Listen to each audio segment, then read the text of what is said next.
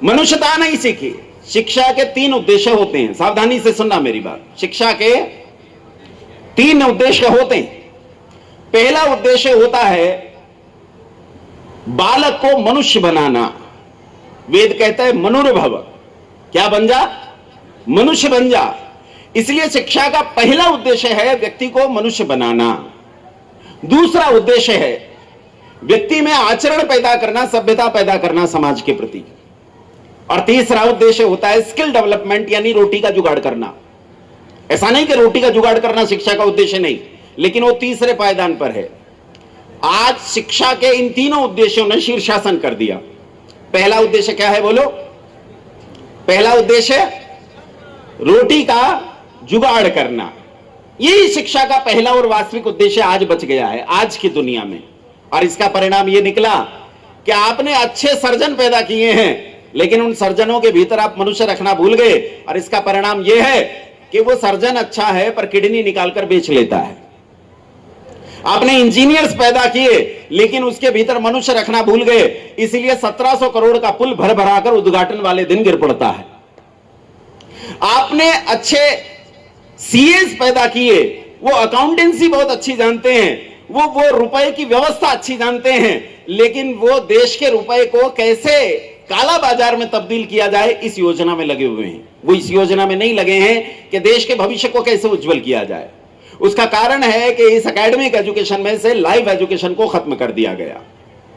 2 शब्द समझा रहा हूं, ये शब्द समझ में आए तो आपको लाइव एजुकेशन और एकेडमिक एजुकेशन का अंतर समझ में आएगा। आपने एक शब्द सुना है समाज, और समाज के साथ एक शब्द होता है संस्कृत में समझ।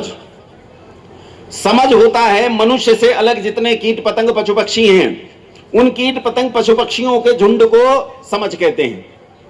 कोई भी हो, छोटे बड़े पशु पक्षी कीट पतंग कुछ भी हो, इनका जो झुंड होता है, समूह होता है, उसे समझ कहते हैं।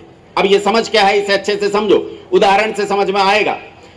समझ के 2 लक्षण होते हैं, एक तो वो भोजन साझा करते हैं और दूसरा वो सुरक्षा साझा करते हैं, यानी उनकी सुरक्षा साझा होती है और उनका भोजन भी साझा होता है। तो इसका एक उदाहरण देखो, 20 भैंसों का तबेला। 20 भैंसों के तबेले में सावधानी से जाकर देखो और ईमानदारी से मुझे उत्तर देना, चुप मत रहना। वो जो 20 भैंसे हैं, जब उन्हें चारा डाला जाता है, वो खा तो एक साथ ही रही हैं, क्योंकि चारा डालने वाला सेवक एक साथ ही डाल रहा है सबको, लेकिन ईमानदारी से बताओ वो एक दूसरे के भोजन की चिंता करती हैं क्या? बोलो, करती है क्या? बल्कि भैंस की तो उल्टी आदत होती है, अपने सामने पड़े चारे को छोड़कर पड़ोसी भैंस के चारे में थूथन मारेगी। अच्छा, उससे खाया जाए या ना खाया जाए, गिरा तो देगी ही। ये काम होता है। इसका मतलब इनका भोजन साझा, एक दूसरे के भोजन की चिंता इन्हें नहीं है। अच्छा, अगर एक भैंस को पीटने लगे और बाकी भैंसें, तो ये बताओ बाकी भैंसें आंदोलन करती हैं कि भाई इसे छोड़ो, या अपनी अपनी जान बचाकर भागती हैं? इसका मतलब है इनकी सुरक्षा भी साझा नहीं है। भोजन साझा नहीं, सुरक्षा साझा नहीं, तो ये समझ का ठीक उदाहरण नहीं है। समझ का ठीक उदाहरण है मधुमक्खी का छत्ता। मधुमक्खी के छत्ते को सावधानी से देखो, उसमें से कुछ मधुमक्खियां बाहर जाती हैं भोजन खाने के लिए। अब ईमानदारी से उत्तर देना, अपना अपना भोजन खाकर चली आती हैं या अन्य मधुमक्खियों के लिए भोजन लेकर आती हैं? लेकर आती हैं। और जो भोजन लाती हैं उसे संस्कारित करके मधुमक्खी के छत्ते में सुरक्षित करके रखती हैं, ताकि आपातकाल में जिनके पास कोई व्यवस्था नहीं, बीमार हैं, रुग्ण हैं, कमजोर हैं, उन्हें भी भोजन मिल सके। बात समझ में आई कि नहीं आई? भोजन कैसा हुआ? साझा। एक दूसरे के भोजन की क्या है उन्हें चिंता है। अब दूसरा, सुरक्षा साझा है या नहीं है। एक ऐसी महीन कंकर लो जो केवल एक मधुमक्खी को लगे और तान कर मधुमक्खी के छत्ते में मार दो, वो एक ही मधुमक्खी को लगेगी, एक ही मधुमक्खी को चोट पहुंचाएगी, लेकिन हमला वो हजारों हजार मधुमक्खी इकट्ठे मिलकर कर देंगी और तब तक हमला करेंगी जब तक वो आश्वस्त ना हो जाएं कि हमलावर इसके बाद हमला करने वाला नहीं। वो आश्वस्त हो जाती है। इसे समझ कहते हैं। भोजन साझा और सुरक्षा भी साझा।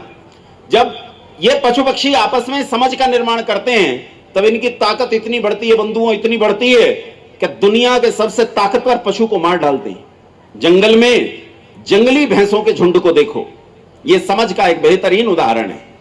जंगली भैंसों का झुंड जब चरता है तो आप आश्चर्य करेंगे, ये उतनी गति पर चलता है जितनी गति पर इस झुंड में चलने वाला सबसे कमजोर, रोगी या बूढ़ा पशु चलता है। इस पूरे झुंड की गति उतनी होती है जितनी सबसे कमजोर प्राणी की गति होती है। इसका मतलब इन्हें चिंता है कि उसे भोजन ठीक ठीक मिल जाए, पानी एक साथ पीते हैं, भोजन एक साथ खाते हैं। इसके अलावा ये अपनी सुरक्षा को कैसे डिजाइन करते हैं, इसे अच्छे से समझो कि जो मादा पशु हैं, गर्भवती हैं या बच्चे हैं, उन्हें झुंड के सबसे भीतर रखा जाता है। उनके बाहर दूसरे मजबूत पशु होते हैं, उनके बाहर उनसे मजबूत और उनके बाहर उनसे मजबूत, 3 सुरक्षा घेरे ये बनाते। सबसे मजबूत पशु सबसे बाहर होते हैं। और आप आश्चर्य करोगे कि जंगली भैंसों के झुंड पर अगर सिंह हमला कर दे तो बहुत कम ऐसे अवसर होते हैं कि सिंह किसी पशु को मार ले। उल्टा ही परिणाम निकलता है, ये सारे जंगली भैंसे मिलकर सिंह को मार डालती हैं। ये समझ की ताकत है, समाज किसे कहती है। इसी समझ के इन 2 गुणों में, साझा भोजन और साझा सुरक्षा, इन 2 गुणों में एक गुण और मिला दो और इस तीसरे गुण का नाम है जीवन का साझा उद्देश्य। अगर इस समूह के जीवन का उद्देश्य भी साझा हो तब यह समाज बन जाएगा। लेकिन अब ईमानदारी से मुझे बताओ, जीवन का उद्देश्य सोचने का सामर्थ्य किसमें? मधुमक्खियों में, जंगली भैंसों में, सिंहों में, घोड़ों में, गाय में, किसमें? मनुष्य में। किसमें है? मनुष्य में। इसीलिए समाज केवल और केवल कौन बना सकता है? मनुष्य बना सकता है। तो समाज के 3 गुण। पहला गुण, फिर से तीनों गुणों को दोहराते हैं। पहला गुण है हम लोगों का भोजन कैसा हो? बोलो, साझा भोजन हो और सुरक्षा हमारी साझी हो और जीवन का उद्देश्य भी हमारा साझा हो। अब जीवन का उद्देश्य कब मिलेगा, कब उसे साझा करेंगे, कब वहां तक पहुंचेंगे, ये तो दूर की कौड़ी है। पहली बात पर आओ, अब सोचो, विचार करो, क्या हम लोगों का भोजन साझा है? क्या भारत में रहने वाले भारतवासी एक दूसरे के भोजन की चिंता करते हैं? क्या भारत में रहने वाले भारतवासी एक दूसरे की सुरक्षा की चिंता करते हैं? जब पूर्वोत्तर के इलाकों में लोग भूख से मरते हैं, जब उड़ीसा में लोगों को और छोटे नन्हे बच्चों को भोजन नहीं मिलता, तो क्या हमें कष्ट होता है? क्या हमारे भोजन में उनके भोजन का हिस्सा होता है? जब हमारे ही बॉर्डर पर रहने वाले गांवों पर चीन, पाकिस्तान या बांग्लादेश के लोग हिंदुओं को पकड़कर सूलियों पर टांग देते हैं, भालों के नेजों पर उन्हें उछाला जाता है, तो क्या उस सुरक्षा में हमारा एक पैसा भी शामिल होता है? क्या हम उस सुरक्षा के लिए लड़ते हैं? क्या हम कृत संकल्प हैं? क्या हम कटिबद्ध हैं कि इस सुरक्षा के लिए, इस भोजन के लिए, इस जीवन के उद्देश्य के लिए मैं कृत संकल्प हूं, मैं साथ रहूंगा, मैं इस पूरे समाज का हिस्सा हूं, ये सारा समाज मेरा हिस्सा है, मैं इसकी जिम्मेदारी उठाता हूं, इसके कर्तव्य का वहन करता हूं।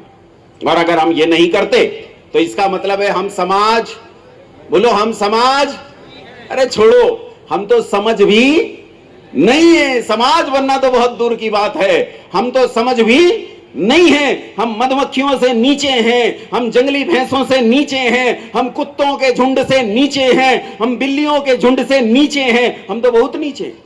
सोचो, इसलिए जरूरी है कि जो बच्चा तुम्हारे घर में पैदा हो, मैं बिल्कुल नहीं कहता कि बच्चे पैदा नहीं करने चाहिए, मैं भी इस पक्ष में हूं कि 4 बच्चे कम से कम पैदा करने चाहिए। जो आदमी 4 बच्चे पैदा नहीं करता वो पाप करता है, तो 4 बच्चे तो पैदा करने चाहिए। जो 4 बच्चे पैदा नहीं करता वो हत्यारा है, हत्या करता है।